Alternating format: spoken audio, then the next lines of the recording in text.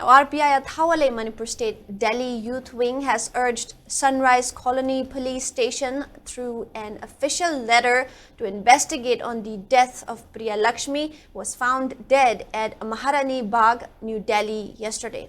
The youth wing demanded the police station to investigate about the suspicious death of the girl and also demanded to take action against involved individuals. Speaking after submitting a formal letter to the police station, RPI Athawale Manipur State Delhi Youth Wing Working President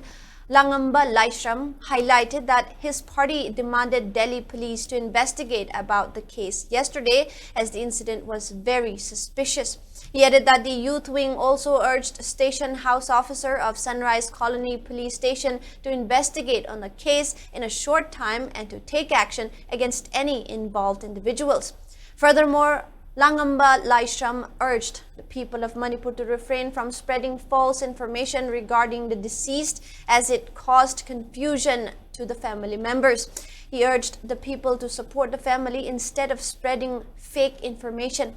Langamba Laishram also asserted that the youth wing members will support and provide necessary aid to the family members of the deceased.